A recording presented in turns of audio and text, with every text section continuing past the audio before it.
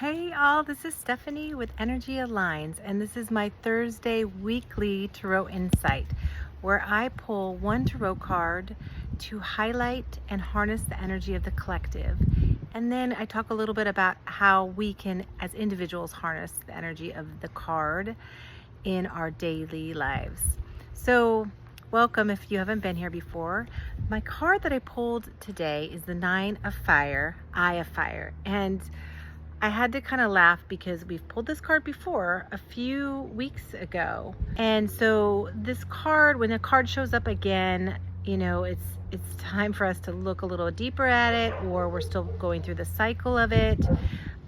Nine of Fire. So the nines in the tarot deck, as I've spoken of before, are getting towards the end of a cycle. We're almost to the peak. The 10 is the end of the cycle, and it starts over 1 through 10.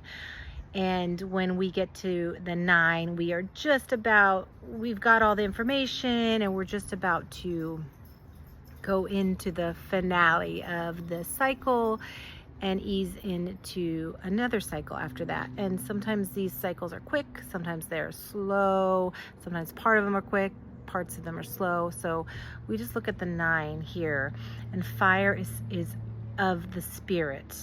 So this card, to me, really, I'm going to get right to it because we pulled it before. So what are we tuning into, and how is it funneling down to us? So what is it we're tuning into, and how is it coming down and into the physical here? We have to, and this card is showing us, we have to make space to allow a spiritual fire. We have to allow the spiritual fire. We have to allow it in our lives, in a bigger picture, in a bigger way. We have to communicate with it. We have to have a relationship with our spiritual fire as individuals, but our spiritual fire as collective humanity. And so can we recognize truth in something greater than us? That's what is coming through as the spiritual fire. Can we recognize truth in something greater than us? And how do we access it?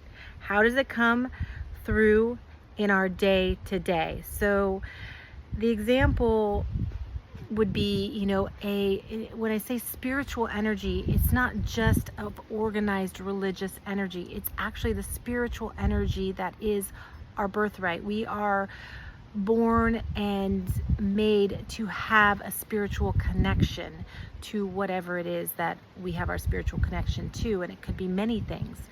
But what is it? What is it for us? And this is like, what is the things unseen, the things we can't see, and how are we bringing that down? What are we believing in? What do we not see that we believe, that we hold true, that we hold sacred? So the other thing about this card is the information that came through is this is a cosmic game.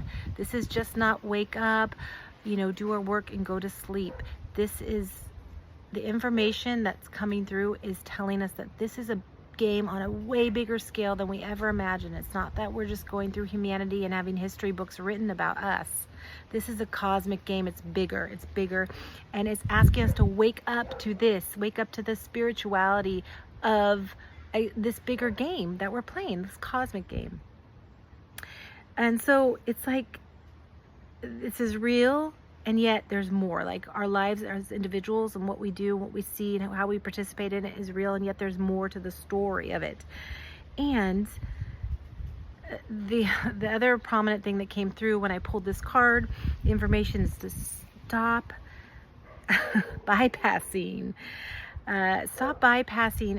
the spiritual reality and the physical reality on both levels, and whatever that means for you.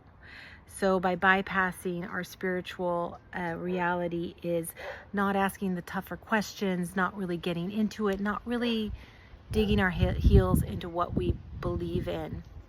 And then on the physical reality is bypassing how it's coming through for us, what's real for us to be able to decipher and feel for ourselves as individuals, not what the collective or the outside is telling us how to feel about something deeper and meaning, sacred and spiritual.